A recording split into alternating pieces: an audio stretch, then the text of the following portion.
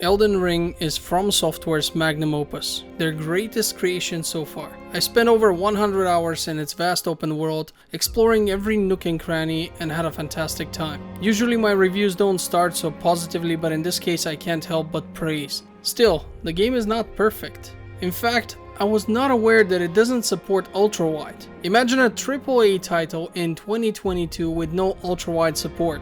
I can't complain enough about how annoying this was for me. Naturally, the community has yet again had to step up and do the work of these lazy developers. And along with fixes for ultrawide, they've added multiple solutions to other issues such as the FPS limit and the vignette effect. For that, you need to download Flawless Ultrawide and the program will pretty much take care of everything for you. The downside is that you have to do this in offline mode, otherwise you might get banned. In other words, because the devs were lazy, we have to play offline. Luckily for me, I'm not particularly interested in the game's PvP content. I know many like it, but let's be honest. From Software's games were always kind of broken in terms of the builds you can make, and it's one of the reasons why I love them so much, but at the same time, it's not something that translates very well in multiplayer, at least not from my perspective. Naturally, Elden Ring was designed with consoles in mind, and playing the game with keyboard and mouse just feels off. Therefore, a gamepad is your best option. It just so happens that the game does not seem to support PlayStation controllers at all. Not only are there no Ps4 prompts,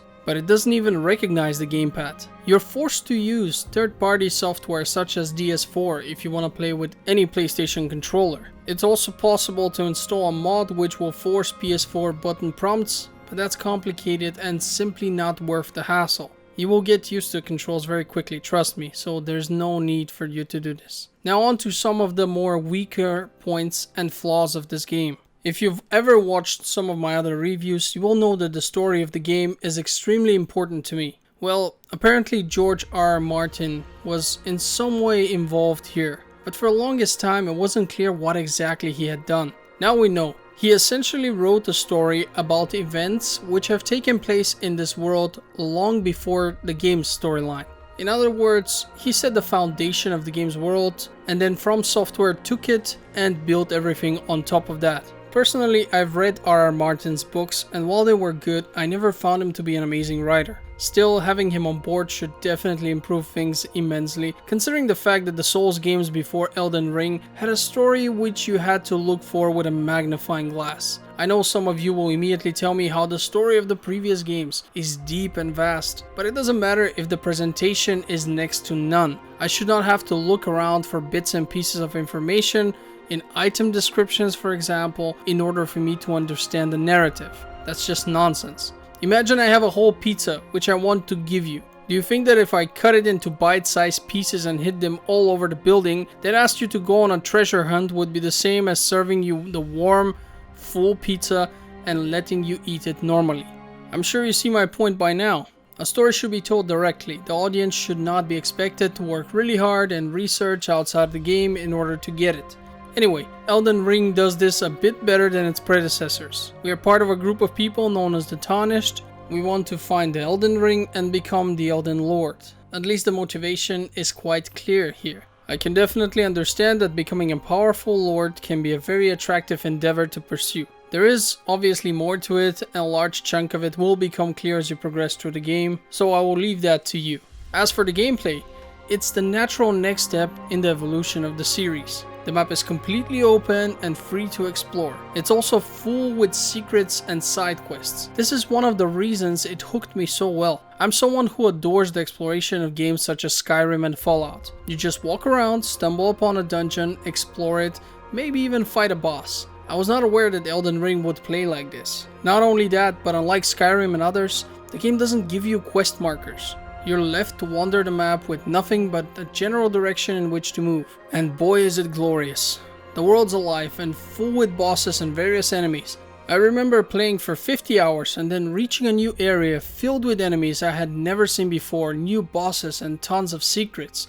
Just when I assumed that the game's almost over, there's more and more content, and due to the variety of enemies and meaningful rewards, it never gets boring. An important change here is that our character now actually has the ability to jump properly. No longer will we feel like we're glued to the floor. The combat is quite interesting. Here From have decided to give us a combination of all the previous games.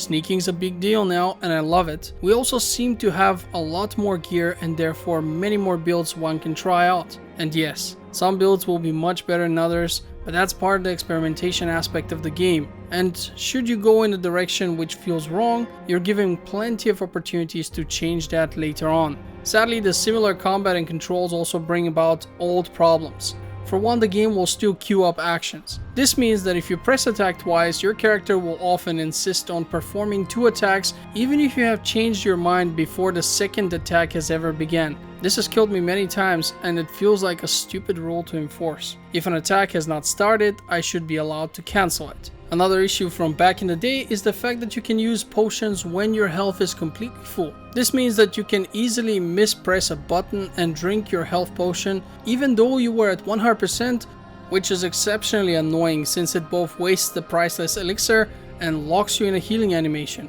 On the other hand, I really like the immersive gameplay, which also causes your head-up display to disappear after a few seconds. Since I was playing a Souls game, I knew not to expect any hand-holding, but some of the things you are expected to figure out on your own are way too cryptic and complicated. For starters, you're never really told what the debuffs and buffs you have actually mean. You have to Google them and some are still unknown to this day.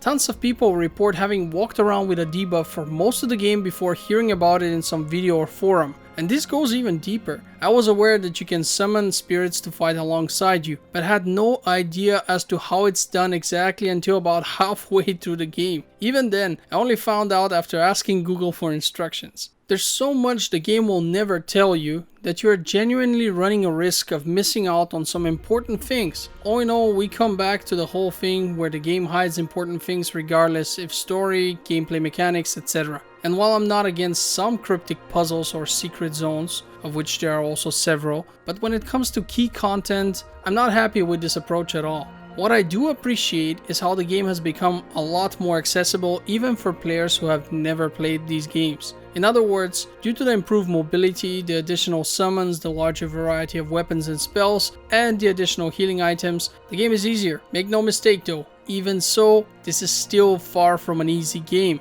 especially at first, when the player feels, well, mostly lost. It doesn't help that there are so many strong optional bosses, one of which appearing right at the start of the game. Pretty much everyone I know tried fighting the Tree Sentinel for a while before realizing that this is an enemy designed to be fought much later. It also serves to teach the player early on that the game does not scale with you.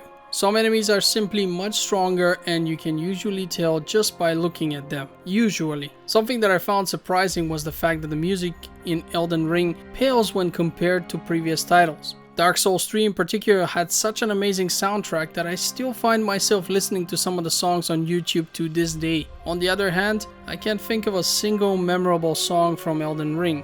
This is sad since there are some really epic fights which would have been made so much more exciting with superior music. I mean, it's not terrible, just mostly mundane. With all that having been said, I've had a surprising amount of fun with this one. Much more than with any Souls game before it, and that's saying a lot, because I replayed Dark Souls 3 a total of 11 times. Elden Ring hooked me from start to finish, and even though I've now beaten it 2 times, and I'm currently on my 3rd playthrough, I still find things I've missed before. And it just blows my mind about how much these developers have actually hidden and left for the players to discover. We're talking items, bosses, whole new areas. At times it feels endless, and I'm loving every second of it. If there was ever a time for people to jump on the Souls bandwagon, it's now. And make no mistake, it'll be a rough journey, but you'll miss it when it's over. With that having been said, I want to thank you for watching Game Filter. Also, I have a Patreon account on which I post links to all the free games I find, so if you're interested in that, be sure to check it out regularly and you'll never miss a good freebie. Naturally, I'd be very happy if you checked out my other videos and hope to see you on the next one. Until then, have a great day. This is Nino signing out.